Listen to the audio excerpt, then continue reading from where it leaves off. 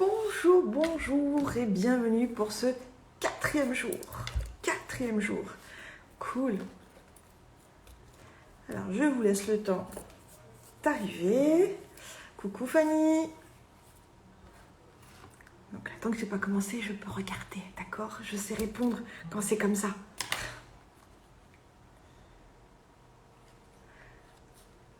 J'espère que tu vas bien, ma Fanny.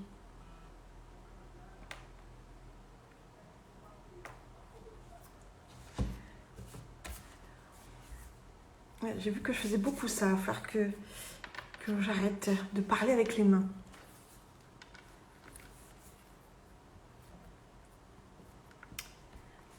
Aujourd'hui, on va... Ah, cool. Aujourd'hui, on va essayer d'être dans un peu plus de légèreté. Alors, j'espère que tu fais ton rituel du matin et du soir et que tu kiffes et que c'est super et que tout va bien pour toi et ta petite famille. Bon, je me perds même. Pour l'instant, on n'est que toutes les deux, donc voilà quoi. Hein.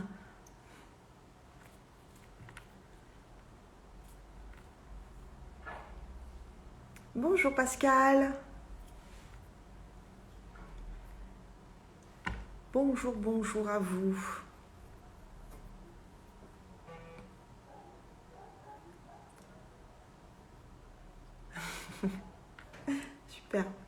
Super si tu kiffes Fanny.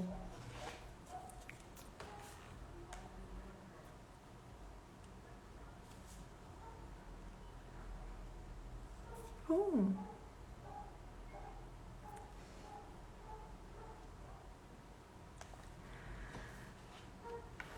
Bon bah il est 15h, et bah tant pis si on est que toutes les trois pour l'instant. C'est pas grave, c'est ok. Alors, aujourd'hui ce que je vous propose c'est de mettre un petit peu de légèreté. On a vu des exercices qui pouvaient être compliqués, qui pouvaient être douloureux.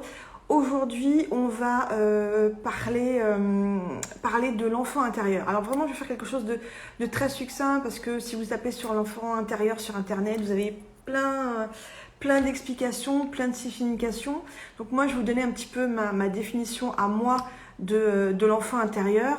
Et donc, l'enfant intérieur, bien c'est le souvenir de l'enfant que nous avons été, celui que nous aurions aimé être, et tous les drames qu'on a pu vivre, tous les événements, bonjour Michel, tous les événements douloureux qu'on a pu vivre. À la limite, même s'ils ne sont pas douloureux, en fait, c'est tout ce qui nous a marqué, tout ce qui a forgé en nous des croyances. Et ça peut aller très très loin et quelque chose d'anodin peut être super violent. Et pourquoi j'ai envie de faire ça aujourd'hui ? Parce qu'on va voir que savoir s'occuper de son enfant intérieur, c'est être donc un bon parent pour son enfant intérieur, mais c'est aussi pour les vrais parents que nous sommes, en tout cas tous ceux qui ont des enfants, ça permet aussi de comprendre quelque chose. Et là, je voudrais vous donner un exemple de quelque chose qui je pense, aujourd'hui ne se ferait plus à l'école, mais bon, je suis tombée récemment sur une vidéo d'Arnaud Rioux. Donc c'est un écrivain et un conférencier qui fait plein de choses sur le bien-être. Il a même, je crois qu'il donne des formations dans une sorte de château. Bref. Et en fait, dans une de ses vidéos sur l'enfant intérieur, il expliquait un de ses traumas, entre guillemets. C'est-à-dire qu'il était nul en orthographe quand il était petit. Et un jour, il a eu 0 en dictée. Et la maîtresse l'a obligé à aller dans toutes les classes avec le 0 épinglé sur son t-shirt en disant qu'il était un 0. Est-ce que vous vous rendez compte du traumatisme que ça peut créer chez un enfant si en plus il n'a pas confiance en lui? Je trouve ça d'une violence, je trouve ça terrible. Et effectivement, comme il l'explique, il ne pouvait pas faire un mot sans faute d'orthographe. Et plus tard, en travaillant son enfant intérieur, il a pu aller le réconforter, il a pu aller lui parler et en fait reprogrammer sa vision des choses. Et en fait, pouvoir communiquer avec notre enfant intérieur, pouvoir le comprendre, c'est à mon sens une forme de reprogrammation cellulaire. Vous savez combien j'aime vraiment aller trouver des phrases constructives, des phrases positives qui puissent nous aider à nous avancer et vraiment pouvoir dialoguer avec cet enfant intérieur. En fait, il est avec nous en permanence, qu'on le veuille ou non, c'est une partie de nous, ok ? Donc, autant essayer de le comprendre, autant essayer de l'écouter parce que lui, quand il toque à notre porte, il veut vraiment nous aider, il veut vraiment nous faire comprendre qu'un besoin n'a pas été souvi, qu'on est en train de taper dans une croyance qui lui fait mal et c'est important de pouvoir l'entendre. Et il y a eu une génération qui a été créée chez les hommes où je trouve ça aussi d'une aberration totale où on demandait à ces hommes d'être forts et de ne pas avoir d'émotions. Ouais, un homme c'est fort, ouais, ça doit pas pleurer. Mais mon Dieu, mais quelle horreur! On est des humains, nous sommes des humains, c'est plus français. On a un cœur, on a des émotions. Au nom de quoi on devrait les étouffer? Au nom de quoi on devrait les étouffer? Au nom de quoi on devrait tuer cet enfant intérieur? Parce que se couper de nos émotions, c'est tuer notre enfant intérieur, parce qu'on ne l'écoute pas, parce qu'il n'a plus de place dans notre vie. Et je trouve ça terrible, je trouve ça d'une violence énorme.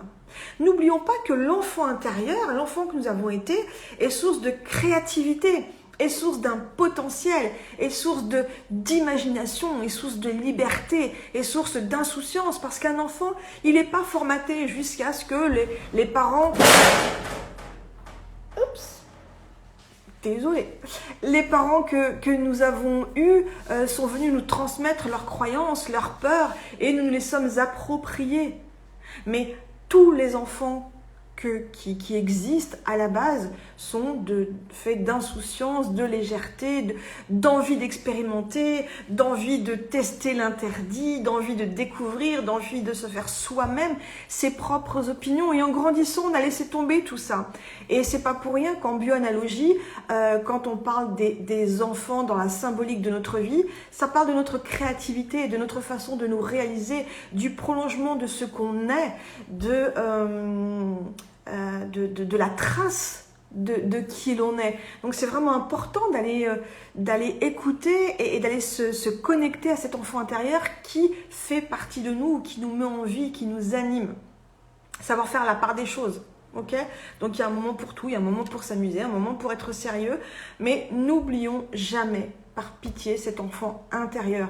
Essayons de le faire vivre quotidiennement, d'une façon directe ou indirecte. Donc après, je vous donnerai deux, trois petits exercices, dont un que je trouve vraiment très touchant, enfin, vous verrez. J'en ai deux qui, je trouve, sont plutôt sympas émotionnellement, mais pas dans le sens violent, douloureux, comme ça pourrait être de prendre le risque d'aller demander, comme on a vu hier, à quelqu'un de nous dire ce qu'il pense de nous. C'est vraiment important parce que en allant comprendre, en allant écouter notre enfant intérieur, on va pouvoir venir apporter la solution dont cet enfant ne disposait pas quand il était petit. Donc d'où l'importance de dialoguer avec lui, de pouvoir parler avec lui. C'est important de pouvoir rentrer là-dedans. Alors je sais qu'il y a des personnes qui sont très dans le factuel et ce que je suis en train de dire c'est... faut qu'elle arrête de fumer la moquette, mais pourtant je vous assure que quand on instaure ce dialogue, et ça fait partie de mon fameux rituel quand je me dis bonjour, des fois je me fais des mauvaises blagues, il y a le miroir et puis je fais « Je t'ai vu, je te vois, hey hey !» Ben voilà, je m'amuse à faire ça le matin. Ben ouais, c'est peut-être débile, mais moi ça me fait un bien fou. Et c'est ma façon à moi de faire vibrer, de jouer avec mon enfant intérieur. Ne perdez pas une occasion de rire, ne perdez pas une occasion de vous amuser. Malheureusement, la vie, surtout avec l'actualité en ce moment, est tellement compliquée et tellement douloureuse que ouais, ça fait du bien de pouvoir se mettre dans notre petit univers, dans notre petite bulle de légèreté, d'humour, de fun, etc. etc. Donc, comme je vous dis, je ne vais pas vous expliquer ce qu'est l'enfant intérieur. Je vais vraiment donner ma définition rapide et succincte, mais qui pour moi est suffisante. Maintenant, ce qu'il faut comprendre, c'est qu'effectivement, qu'on le veuille ou non, cet enfant intérieur fait partie de nous. Et quand on ne l'entend pas, eh ben, c'est comme un enfant pour de vrai. Il fait des colères et il va attirer notre attention. Et parfois, il va attirer notre attention en faisant des opérations commando, auto-sabotage. C'est-à-dire qu'on est en train de prendre une direction, de poser un acte qui va totalement à l'encontre de sa croyance, qui vient réveiller des peurs en lui, et donc il va freiner des quatre fers, et ça va être la petite voix qui dit « Mais non, mais t'es pas capable, laisse tomber, non mais tu veux faire ça, mais pour qui tu te prends ?» Parce que ce sont des résonances, ce sont des schémas qu'il a eus dans l'enfance, et à aucun moment un adulte n'est venu lui dire « Mais non, mais ça c'est pas vrai. » Ça, c'est plus vrai. Moi, je crois en toi. Bien sûr que tu es intelligent. Bien sûr que tu as du potentiel. Bien sûr que tu peux, etc., etc. L'exemple que je donne, c'est, supposons, alors je dois l'avoir quelque part dans mon petit bazar. Si ce n'est pas le cas, je vais vous le faire en direct. Hein.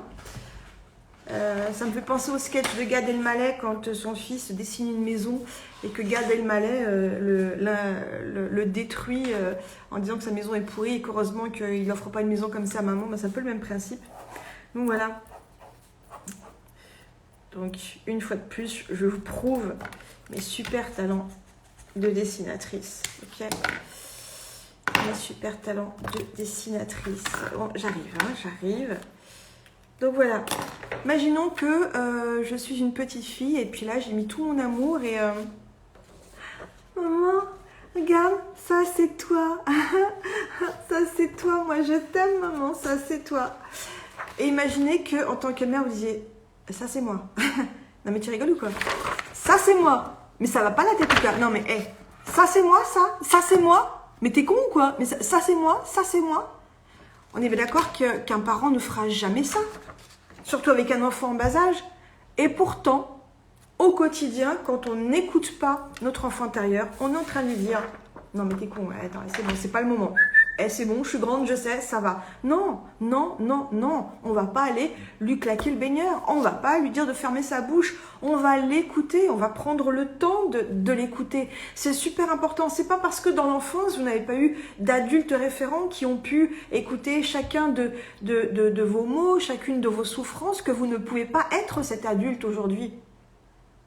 Qui mieux que vous peut dialoguer avec cet enfant? Qui mieux que vous peut se connecter et avoir cet échange? Personne, absolument personne. Et rappelez-vous combien je suis adepte, combien je suis fan de tout ce qui est symbolique. Donc, bah ouais, symboliquement, je vais prendre le temps de parler avec son enfant intérieur. Et encore une fois, tout ce qui est dans l'intention juste, tout ce qui vibre juste, tout ce qui est sincère, a un impact réel dans notre espace-temps, dans notre réalité physique. Je vous assure, des fois, c'en est même totalement renversant de surprise et de beauté, tellement une vibration peut devenir réelle sans qu'on s'y attende. Donc vraiment, écouter son enfant intérieur, ça va se passer comment? On va d'abord écouter son émotion et puis si c'est une émotion qui... donc ça va être un des premiers exercices. Si c'est une émotion qui me dérange, je vais essayer de la nommer. Chier, ouais, elle m'a encore dit que mon tableau était pas suffisamment bien fait, ça va, ça fait 2 fois que je le refais, merde, j'en ai marre. Ok, donc là je suis touchée, donc ça va pas bien. Rappelez-vous, tout ce qui me touche parle de moi est une invitation à mettre en conscience quelque chose. Vraiment, je trouve que les lois de la bioanalogie et l'enfant intérieur, c'est vraiment un copier-coller parfait et ça va très bien ensemble. Donc voilà, j'ai ma voisine, ça fait déjà 2 fois qu'elle est en train de dire que mon tableau est pourri, qu'il n'est pas bien fait. Et là, je ressens une émotion. Qu'est-ce que je ressens? Qu'est-ce que je ressens? Comme pour ceux qui me connaissent, ce que j'aime aussi, c'est retirer l'émotionnel pour prendre le factuel et après voir qu'est-ce que l'émotionnel vient rajouter là-dessus. Ok? Donc factuellement, ok, Micheline, elle est en train de me dire que mon tableau est pourri et ça fait 2 fois que je le fais. Ok, là ça me touche, là ça m'énerve et puis je commence à pas être bien. Essayez d'identifier l'émotion juste, l'émotion vraie qui est en train de se passer. Est-ce que je trouve que c'est injuste? Est-ce que je trouve que c'est méchant? Est-ce que je trouve que c'est humiliant? Est-ce que je trouve que c'est rabaissant? Est-ce que je trouve que c'est un manque de confiance? Est-ce que je trouve que c'est... je sais pas, moi, qu'est-ce que je pourrais dire d'autre? Ça fait déjà 6 questions, 6 pistes éventuelles. Identifiez Vraiment, mettez le mot juste, celui qui... Ouais, c'est ça. En fait, ça me fait vivre ça. Ouais, en fait, quand elle me dit ça fait 2 fois que je suis mon tableau, en fait, elle est simplement en train de me dire que je comprends rien, que je suis pas capable. Ok, on déroule la bobine. Et là, c'est la deuxième partie de l'exercice. Quel est le souvenir d'enfant qui me vient spontanément quand je pense à « tu n'es pas capable » ? Quel adulte, quel référent m'a dit ça ? On a tous eu des parents qui, au moins une fois dans leur vie, leur disaient « tu verras quand tu seras grande, c'est pas comme ça. Tu verras, si tu es comme ça, tu n'y arriveras jamais dans la vie, blablabla, blablabla. » Simplement parce qu'encore une fois, j'ouvre ma parenthèse, les parents que nous sommes ne peuvent transmettre que les parents qu'ils ont eus, ok, et la croyance qu'on en a faite. Donc quand nos parents nous disent ça, ils ne sont pas forcément en train de nous humilier, ils ne sont pas forcément en train de nous rabaisser, ils ne sont pas forcément en train de dire qu'ils ne croient pas en nous, ils sont en train d'exprimer quelque chose et puis ce quelque chose leur appartient et nous en grandissant, à nous d'en faire ce qui vibre pour nous, ce qu'on a envie d'en faire. Donc, première étape, je vis une situation et une émotion vient en moi. Deuxième étape, j'identifie et j'essaie de la nommer au plus juste. Parce que les émotions sont très subtiles, il y a des sous-couches, il y a des tonalités différentes. Donc vraiment, j'essaie d'identifier au plus juste cette émotion. Après, donc on a vu qu'on était dans du factuel, on retire l'émotionnel. Donc là, en fait, j'ai fait un truc 2 fois. On me dit que 2 fois de suite, c'est pas bien.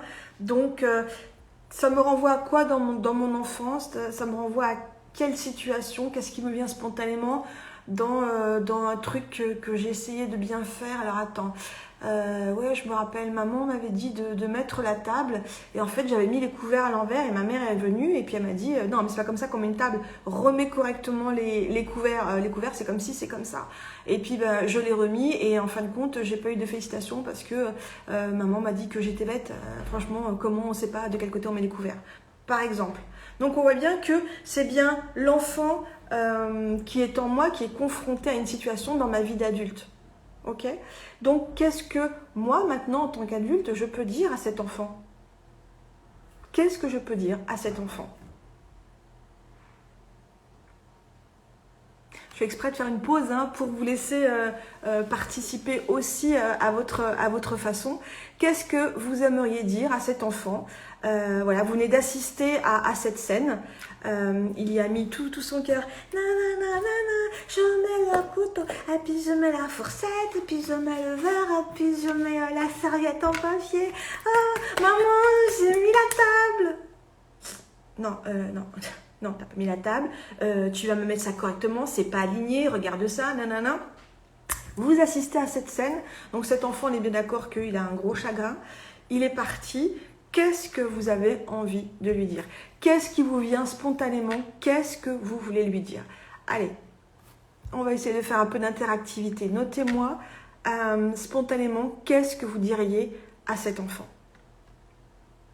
Il a mis tout son cœur, toute sa créativité, toute sa légèreté, et poum, il se prend un scud. Non, c'est pas comme ça qu'on fait, n'importe quoi. C'est quand même pas compliqué de mettre une table, franchement, le verre devant, machin, bidule. Allez, qu'est-ce que vous dites à cet enfant ? Qu'est-ce que vous faites avec cet enfant ? Tic-tac, tic-tac, tic-tac.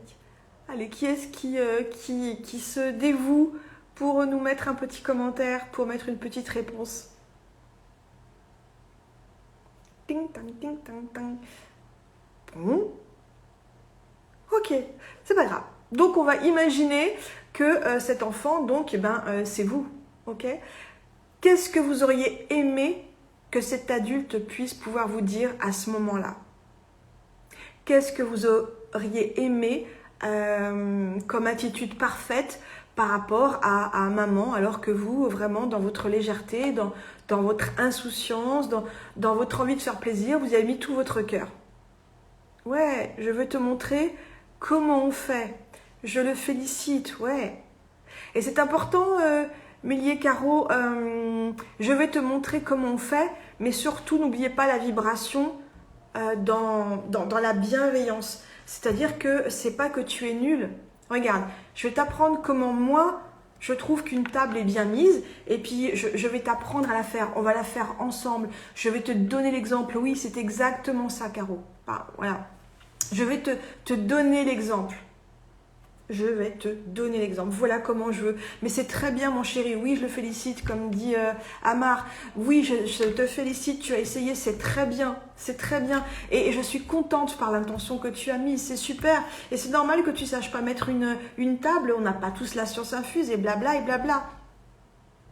Oui, c'est bien aussi. Je vais te montrer autrement. Voilà, vous voyez que tout ça, ce sont vraiment des phrases constructives. On dit exactement la même chose, mais dans l'amour et dans la bienveillance. Oui, c'est pas grave de se tromper, bien sûr, tu es en train d'apprendre. Et ça, c'est une phrase que vous pouvez vous appliquer par rapport à nos 21 jours quand vous faites les expériences.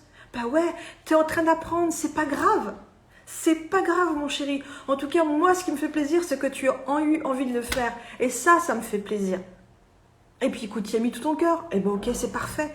Apprenons à nos enfants à s'investir en y mettant leur amour, leur cœur, le meilleur d'eux-mêmes et d'être l'adulte en face qui ne va pas juger, qui va pouvoir dire « Ok, c'est super, tu as mis de ton mieux, ben, je vais te montrer une autre façon de faire. Voilà comment moi, j'aime bien qu'on mette la table, par exemple. » Tout est dans le dialogue et on dit la même chose pourtant. Et combien de parents, moi y compris, hein, on a carrément fait tout le contraire. Parce que un patient, non bah écoute, laisse tomber, je vais le faire moi-même parce que là les invités arrivent dans 10 minutes, pas foutu de me foutre une table, laisse tomber, je vais le faire.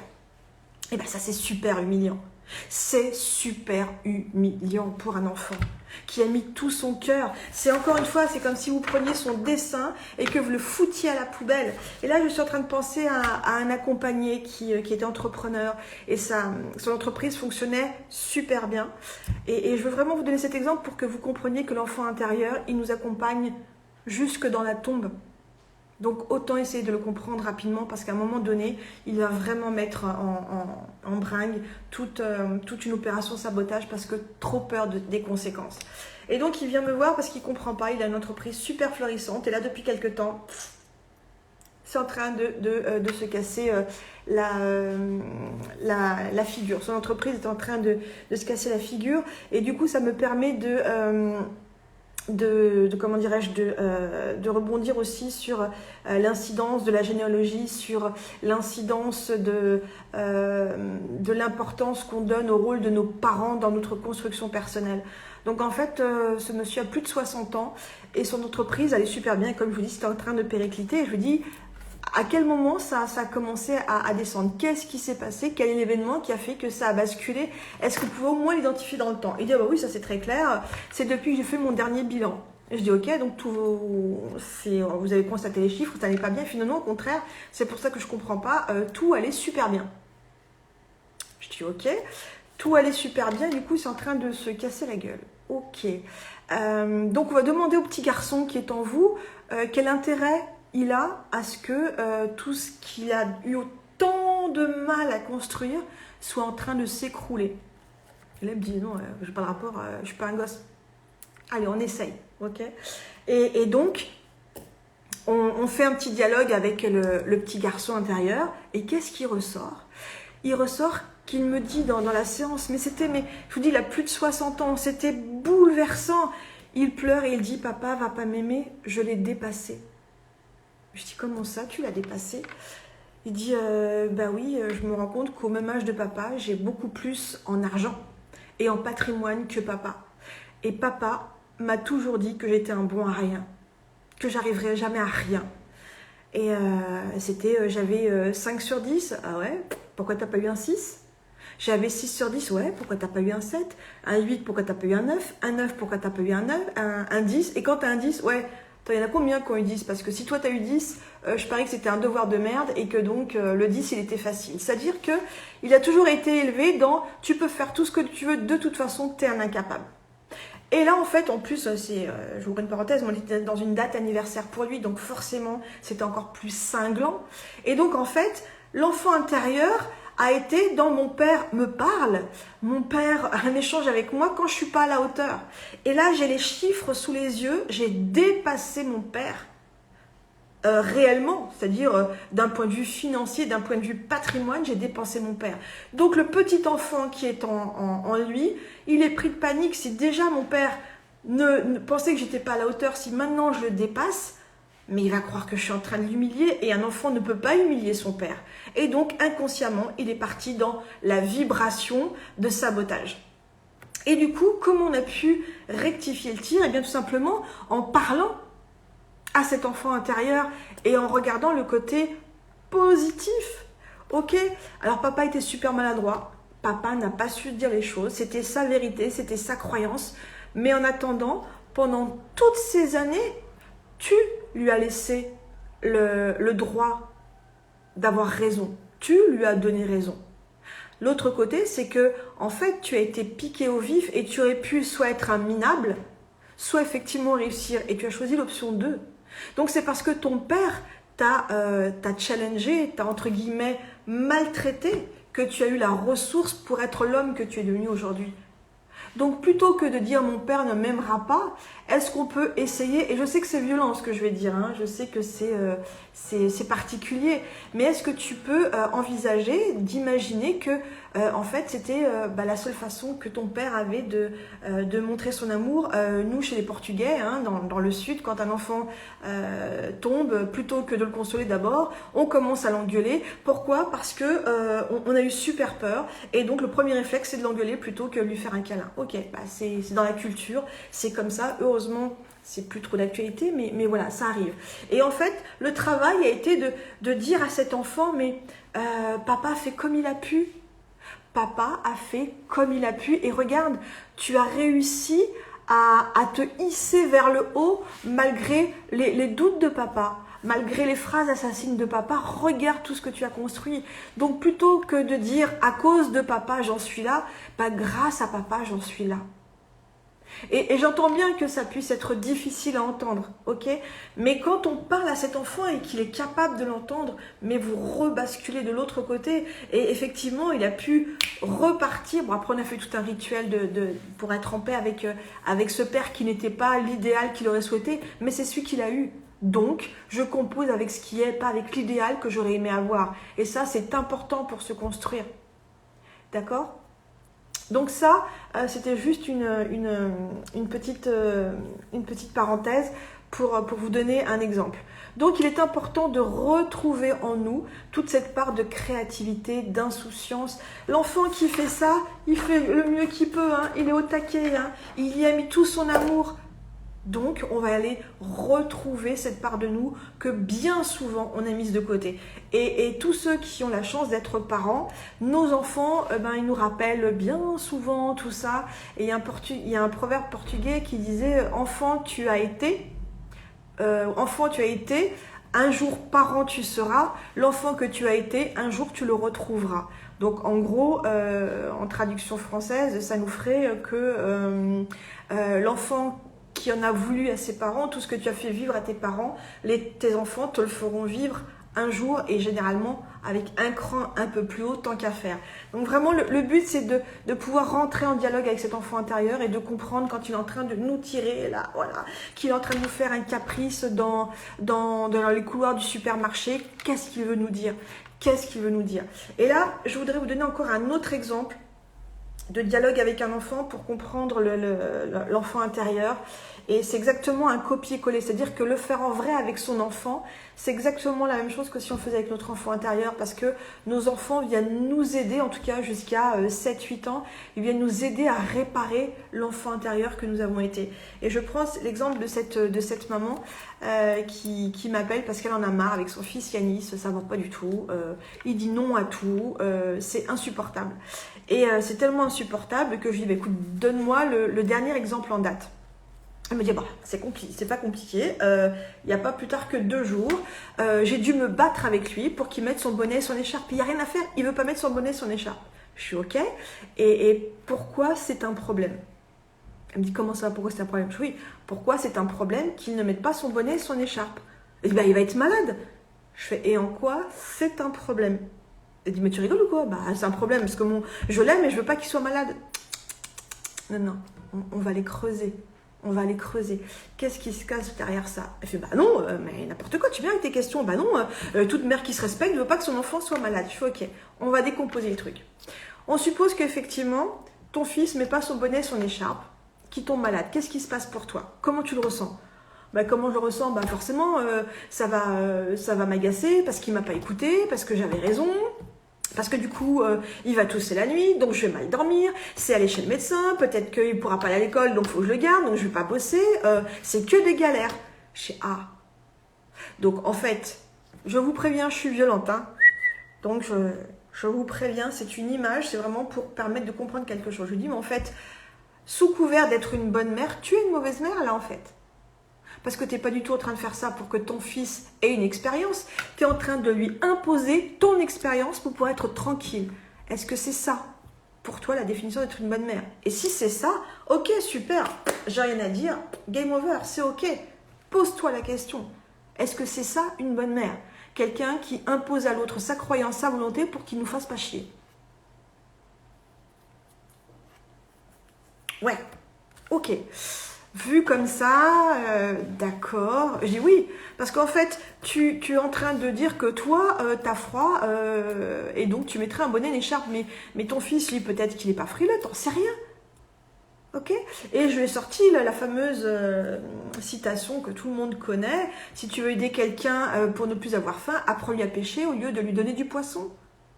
Permets à ton fils de vivre son expérimentation. Par contre, sois honnête avec lui. Explique-lui pourquoi tu agis comme ça. Explique-lui que, écoute, j'ai réfléchi, j'ai analysé sur le comportement et merci. Merci, tu as raison Yanis, parce qu'en fait, je me suis rendu compte que je voulais t'imposer ma vision du froid. Je voulais effectivement me mettre toutes les chances de mon côté pour ne pas être enquiquinée avec le médecin, la sécurité sociale, l'arrêt maladie, tatati, tatata. Tu as parfaitement joué ton rôle de révélateur d'une croyance qui était en moi.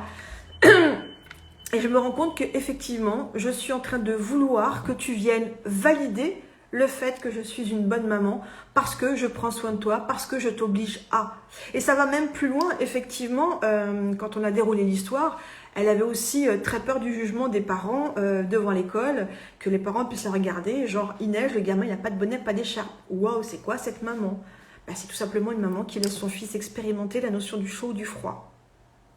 Donc je lui explique tout ça et elle me dit, ouais, enfin comment tu veux que je lui dise ça? C'est ce que je vais te dire, tu lui expliques la vérité. Enfin non, je peux pas dire à mon fils, ça va pas, non, je passe pour qui? Tu passes pour une mère aimante, pour une mère sincère et tu dis à ton fils que, la sincérité, ça prime sur tout. Tu es en train d'exprimer ta vérité, tu es en train d'exprimer et d'expliquer pourquoi c'est douloureux pour toi que ton fils puisse tomber malade. Et là, vous allez trouver un compromis.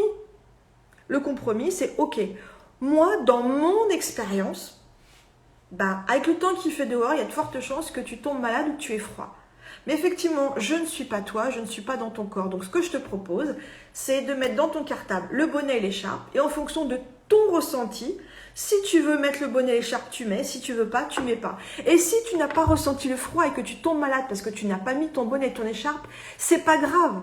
C'est ton expérimentation et puis on ira voir le médecin et tu sauras que, effectivement, quand il fait froid, tu augmentes les chances de tomber malade. Mais au moins, tu l'auras expérimenté. Je ne te demande pas de faire confiance à mes peurs, à mes croyances. Vous vous rendez compte comment c'est totalement différent? C'est exactement la même chose avec notre enfant intérieur. C'est ça que je vous demande de faire. D'avoir l'honnêteté de pouvoir lui parler. Alors, je ne sais pas... Qu'est-ce qu'on pourrait prendre? Parce qu'après, je vous ai préparé un exercice, mais est-ce que je vous fais ça maintenant ou pas? Ouais, alors on va passer sur les exercices. On va commencer donc sur le premier exercice dont je vous l'ai donné. Identifier l'émotion, trouver un événement dans votre enfance où effectivement vous avez vécu ça, et puis tel l'exemple tout à l'heure de la table et des couverts, d'être l'adulte qui vient rassurer cet enfant et lui dire que effectivement il a vécu ça et que vous comprenez très bien, mais qu'aujourd'hui c'est fini, ce n'est plus la vérité, ce n'est plus le cas. Aujourd'hui vous êtes devenu un adulte et vous êtes capable de comprendre ça et on va rectifier le tir. Maintenant je vais vous donner un exercice que j'aime bien. C'est la malle au souvenir. C'est un exercice très puissant, très, très émouvant.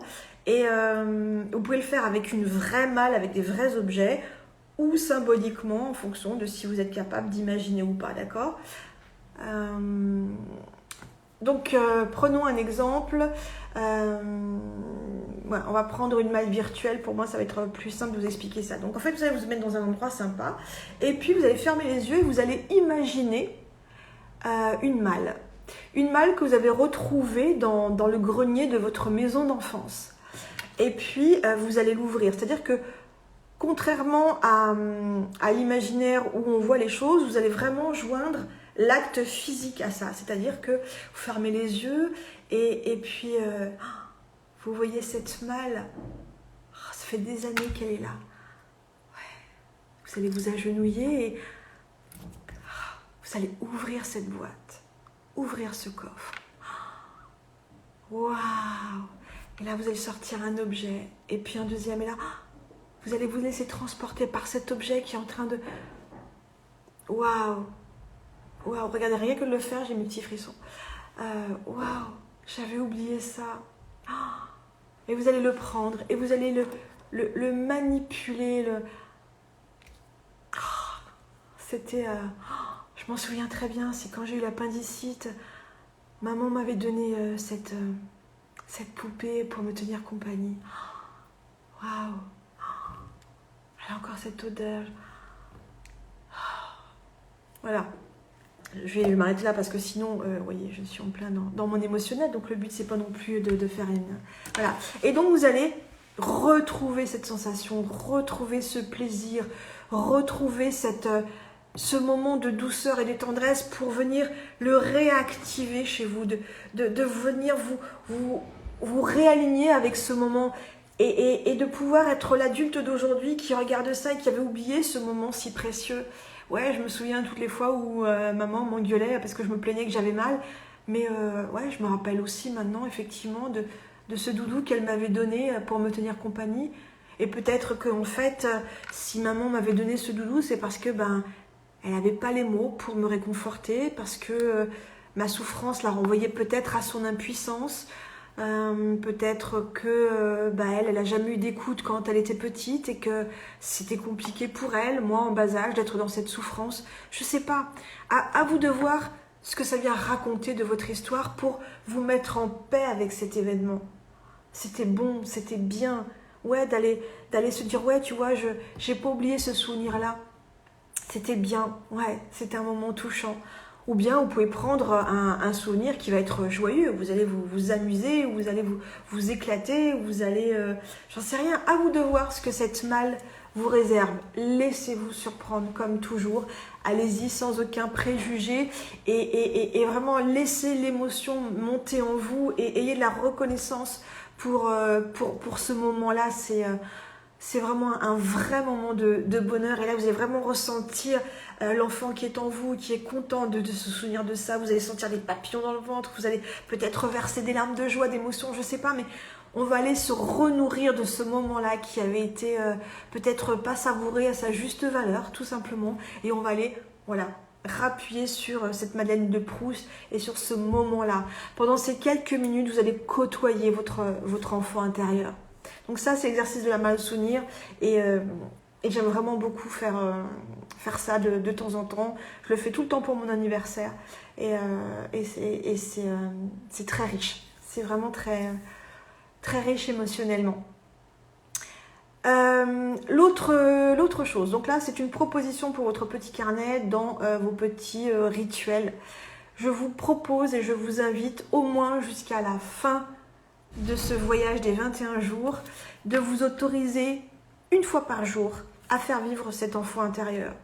Alors ça peut être de plein de façons, d'aller chercher, moi par exemple le truc, et ça mon mari il est trop adorable, j'adore les nounours au chocolat fou à la guimauve et régulièrement il va m'acheter ça. Grosse boîte, le gros truc. Bon, maintenant je lui ai gentiment dit d'arrêter parce que je mange ça et c'est pas bon pour moi. Donc je n'ai plus besoin de mes nounours à la guimauve pour me rappeler de ce moment-là.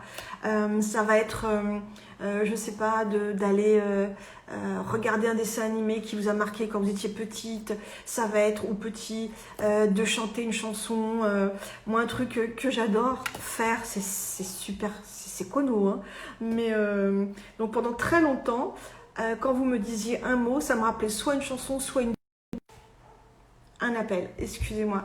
Je démarrais au quart de tour et je vous chantais la chanson ou la pub qui va bien avec. Ça, c'était le truc génial. Et mon souvenir d'enfance, la pub d'enfance qui m'a marqué, c'était « Quand je fais de la purée mousseline, je suis sûre que tout le monde en reprend. Moi, j'ai fait un petit volcan pour mettre du jus dedans.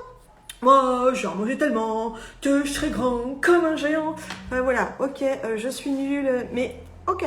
Juste, je partage avec vous cette pub bonheur. Voilà, cette pub toute simple, et ben moi, elle me rend joyeuse et ça me fait un bien fou de me la chanter tout le temps. Voilà, donc pour un oui, pour un rien, je chante ma petite chanson de la purée mousseline et je peux encore vous en sortir tout plein d'autres. Ça va être de chanter Heidi, ça va être de me visualiser le générique de la petite maison dans la prairie quand les Ingalls se roulent et que l'autre elle tombe dans... Voilà, allez renouer avec des choses qui vous font plaisir, qui vous font du bien. Et ça, c'est super efficace quand vous avez le gros coup de mou, quand vraiment vous avez le moral à zéro. Allez, ok. Vous feriez quoi, vous, avec un enfant qui serait triste à côté, avec vous? Vous seriez assis à côté de lui à dire « Ouais, t'as raison. Ah, la vie, elle est pas juste. Ah, non. » On va essayer de lui changer les idées, on va essayer de lui remonter le moral. Et ben on fait pareil avec nous. Quand on est au fond du seau, on essaie de se remotiver, on essaie de trouver une dynamique plaisante, on essaie de se recréer une énergie et on va la chercher dans notre enfant intérieur parce que c'est lui qui souffre. Rappelez-vous, c'est lui qui est en souffrance à ce moment-là. Donc, on va être l'adulte qui n'était pas présent pour diverses raisons à ce moment-là et on vient solutionner le problème, on vient le réconforter, on vient lui apporter de la joie, de l'insouciance, on va l'autoriser à exprimer ses émotions. Tu veux pleurer, tu pleures, tu veux crier, tu cries. Allez, vas-y, lâche-toi. Lâche-toi. Et c'est d'autant plus important de faire vivre son enfant intérieur et de l'écouter émotionnellement que ça permettra à votre corps de ne pas avoir à prendre la relève pour trouver une solution physique ou maladive par rapport à ça. L'autre avantage aussi de comprendre tous ces exercices, c'est que vous allez pouvoir mettre le doigt sur des croyances limitantes. Si on reprend l'exemple d'Arnaud Rioux, où en fait il s'est cru nul et incompétent en orthographe, il a su dépasser ça et du coup aujourd'hui il fait 0 faute d'orthographe. Bon, moi c'est pas mon cas, hein. Et je profite de cette parenthèse pour toutes les fautes d'orthographe que vous pouvez voir. N'hésitez pas, hein, n'hésitez pas. C'est vraiment pas un problème. N'hésitez pas à me signaler mes fautes d'orthographe. Moi, c'est comme ça que j'apprends. Donc, vraiment, n'hésitez pas. Je referme la parenthèse. Donc là, on a vu un autre exercice. Maintenant, un exercice qui demande du temps, qui demande à être seul, mais qui demande vraiment à être fait en pleine connexion avec vous-même. Il est magnifique. Enfin, moi, je le trouve... tellement touchant et surtout l'effet ricochet, l'effet rebond est fondamental parce que ça va se jouer sur du court, du moyen ou du long terme, peu importe, ça va dépendre de la personne en fait. Alors c'est quoi? En fait c'est ma lettre du futur. En fait vous allez prendre une lettre, une feuille et vous allez écrire une lettre en disant qui vous êtes aujourd'hui, vous allez vous présenter. Alors aujourd'hui, j'ai 52 ans, je suis mariée, j'ai 2 enfants, je suis thérapeute, mes parents sont toujours de ce monde, j'ai des amis, blablabla. Bla, bla, bla, bla. Je vais écrire une lettre qui soit une photo de ma vie aujourd'hui. Comment je me sens dans cette réalité, dans cette vie d'aujourd'hui. Et je veux une lettre positive. C'est-à-dire qu'à un moment donné, vous allez mettre que, bah ouais, j'ai vécu des moments difficiles, ok, mais je veux retenir que le bon, que le positif, parce que moment difficile ou pas, aujourd'hui je suis là pour écrire cette lettre, donc je suis en vie, donc j'ai su faire les bons choix. Rappelez-vous que pour votre inconscient, pour votre cerveau, la mission la plus importante, c'est de s'assurer d'être en vie à chaque instant, de faire perdurer l'espèce, d'apporter notre contribution au monde. Donc, je suis encore en vie aujourd'hui, le 6 août 2020, à 15h42, je suis à 16h42, je suis toujours en vie. Donc, youpi, j'ai réussi à poser les actes nécessaires pour m'en sortir. Donc, vous allez écrire toute cette lettre. Et donc, je vais vous donner tout l'historique pour que vous puissiez avoir une idée dans ce que vous allez pouvoir écrire dans cette lettre. Le but de cette lettre, en fait, ça va être d'être un cadeau. C'est un peu, vous savez, ces tendances de laisser des capsules spatio-temporelles qu'on va enterrer dans la terre pour que les générations futures tombent dessus et que ils puissent voir comment on a vécu à ce moment-là. Mais en fait, moi, je vous propose de faire l'inverse. C'est-à-dire que vous allez écrire cette lettre de qui vous êtes aujourd'hui, mais en fait, on va aller la lire à l'enfant que nous avons été. Et en fait, le rituel est très simple. Vous allez soit dessiner, soit visualiser une ligne imaginaire. À un endroit, vous allez décider que c'est l'endroit qui va symboliser vous, quelque part dans votre enfance. Ok? Et vous allez choisir un objet.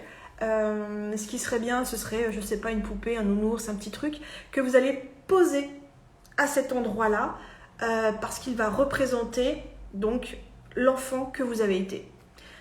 Sur cette ligne droite, vous allez repérer le jour J, c'est-à-dire le jour où vous écrivez votre lettre, le jour où vous faites plus précisément cet exercice. Donc si par exemple vous faisiez cette lettre et cet exercice aujourd'hui, eh bien on serait sur le 6 août 2020. Ok? Et le but, ça va être quoi? Ça va être, avec cette lettre, d'aller rencontrer l'enfant que j'ai été, de lui expliquer, ben voilà, je suis toi dans X années, je suis toi, ou bien dans X années, ou bien je suis toi à 51 ans, ou bien je suis toi en août 2020. À vous de trouver la formule qui vous va. N'aie pas peur, je viens juste te dire, voilà, celui que tu es ou celle que tu es en 2020. Et je t'invite à écouter tout ça, parce que le but, c'est pas de changer la moindre virgule des choix que tu vas faire.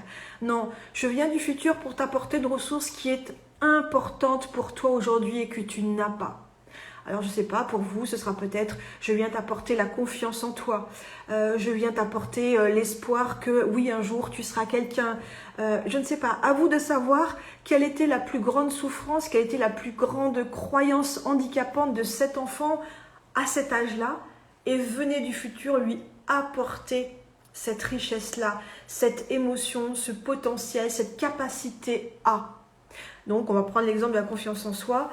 Voilà, je viens du futur et je viens te dire que ne laisse personne te faire douter de tes compétences. Si on reprend l'exemple du fameux papa, ou l'exemple de maman qui me prend la tête parce que je n'ai pas su mettre la table, alors oui, maman, elle est probablement maladroite et tu te sens probablement humiliée et en manque de confiance en toi. Et ça va te suivre au moins jusqu'au 6 août 2020.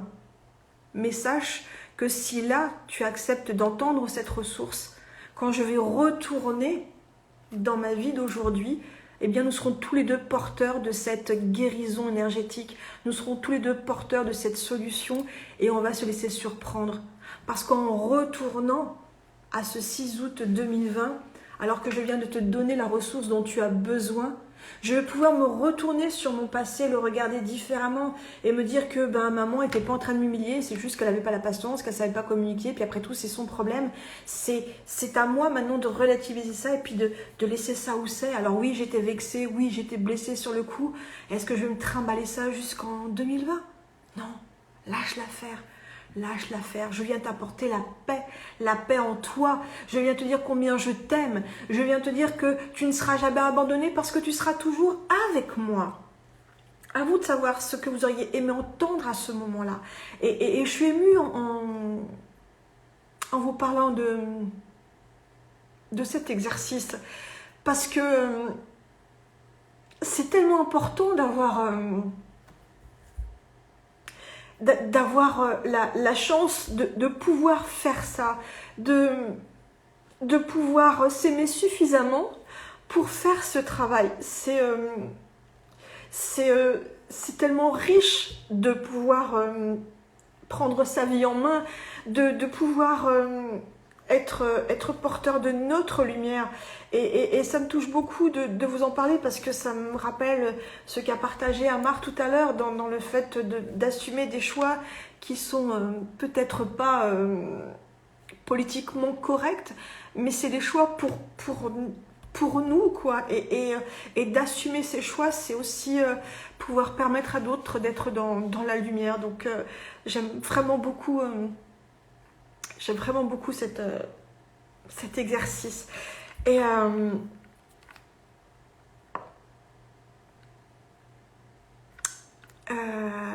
j'ai perdu mon fil. Je suis désolée, excusez-moi.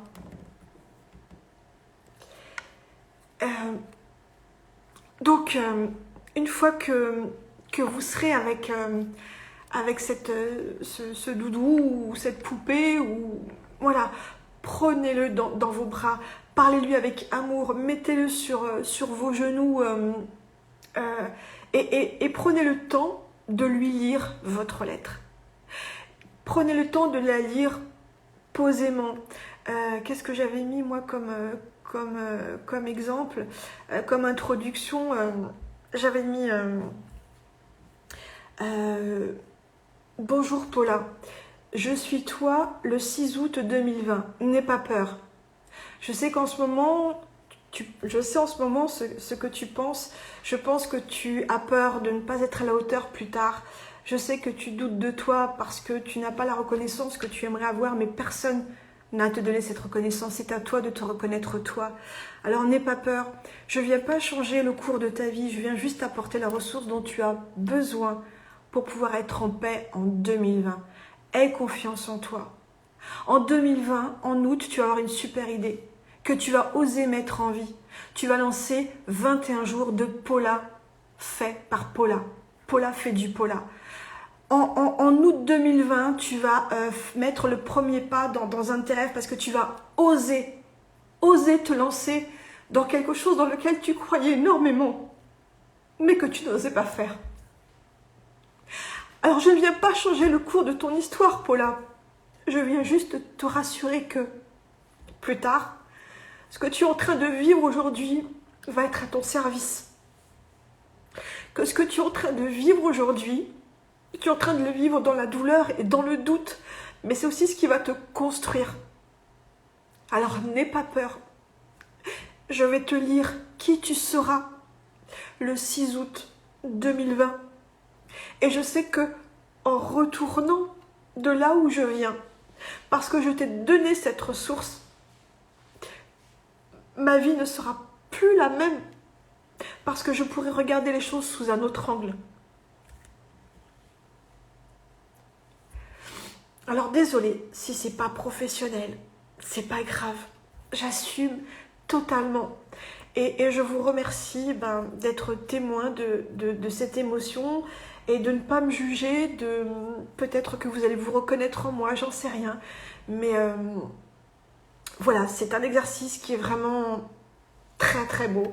Et vous voyez, juste de vous en parler ce qui se passe. Donc voilà, c'est vraiment mon ambition. Ouais, si je devais mettre le mot ambition, c'est vraiment de... Un jour, on m'a reproché et on m'a dit « Tu n'arriveras jamais à rien parce que tu n'es pas incarné. Tu n'incarnes pas ce que tu dis. Tu fais blablabla, blablabla, mais c'est trop beau pour être vrai. » Ben non, je suis désolée, je suis incarnée. Et peut-être que mon incarnation n'est pas la vision de cette personne, de ce que c'est qu'être une personne incarnée, mais je suis incarnée et je vibre ça. Ah, c'est très glamour. Désolée.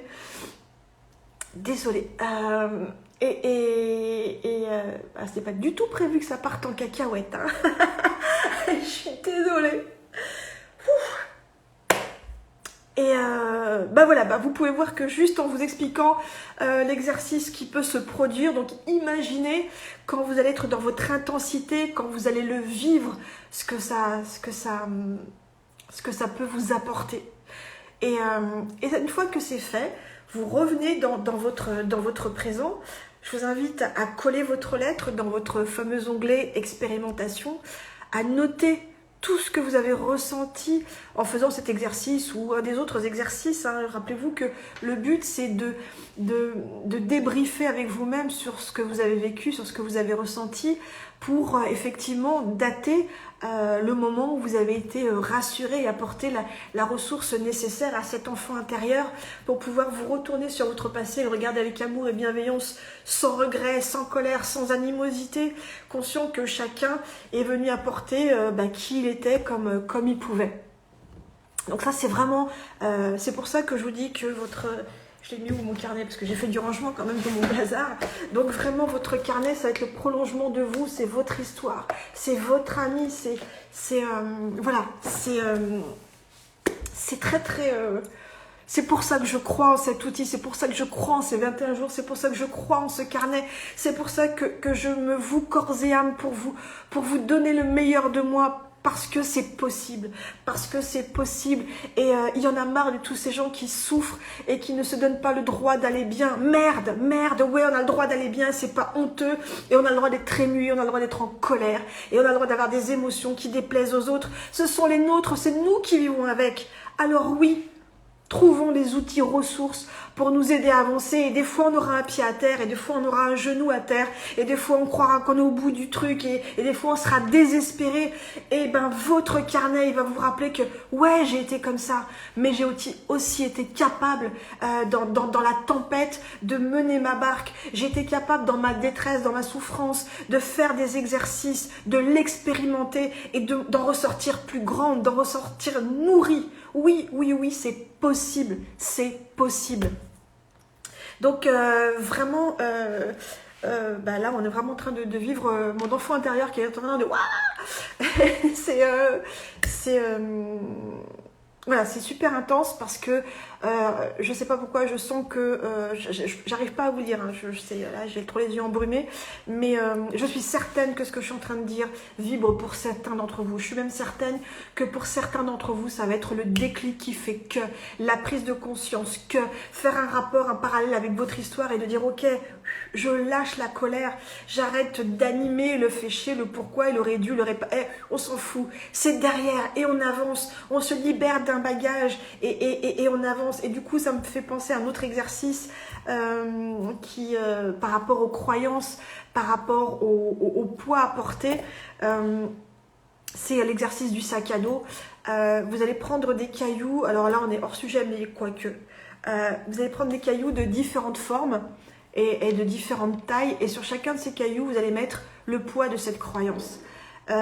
Si je prenais l'exemple de mon accompagné par rapport à son père, donc lui ça aurait été un gros caillou sur la quête de reconnaissance de papa, un autre caillou sur l'image de quand on me dit que je ne serais pas capable de voilà, de choisir tous ces cailloux que vous portez, que vous traînez, qui vous empêchent d'avancer. Donc vraiment, vous allez mettre ça dans votre dos, dans votre petit sac à dos, et puis vous allez faire une petite balade. Et le but, c'est que régulièrement, vous retiriez au hasard un de vos cailloux et vous allez le déposer. Alors on va prendre l'exemple, je suis en train de retirer le caillou de tu n'es pas capable de. Supposons que je sois en train de le faire, je vais dire bye bye la croyance. Bien sûr que je suis capable de. Déjà, la toute première preuve que je suis capable de, c'est que je suis en train de t'identifier, que je vais te libérer. Donc tu vois que je suis capable, tu vois que je suis chiche, tu vois que je suis cap. Et là, boum, je pose mon petit caillou avec mon petit mot dessus et j'avance. Ciao, bye bye. Prochaine étape, le fameux caillou de mon père qui dit que tu n'arriveras jamais à rien, tu n'es pas à la hauteur. Ouh, il me reste 1 minute de truc avant que ça coupe. Tu n'es pas à la hauteur. Papa, merci d'avoir douté de moi parce que tu as réveillé une colère en moi qui fait qu'aujourd'hui, je suis qui je suis, etc. C'était beaucoup plus long que prévu. Pardon. N'hésitez pas vraiment à partager, c'est important pour moi, c'est important pour les autres de partager vos expériences, vos ressentis, comment vous le vivez, de le nourrir, de l'enrichir de votre point de vue. C'est comme ça qu'on avance, c'est comme ça qu'on fait évoluer les choses, c'est comme ça qu'on les fait progresser. On s'appuie sur quelque chose qui existe et puis on l'améliore, ok? Vive l'homme de Cro-Magnon qui a inventé la roue. Aujourd'hui, regardez tout ce qu'on fait. Donc vraiment, soyons le petit colibri de nos nos propres expériences, soyons le flambeau, la lumière pour tous les autres, laissons à chacun le droit et la liberté de venir se nourrir ou pas de notre lumière, c'est pas notre problème, nous c'est cadeau.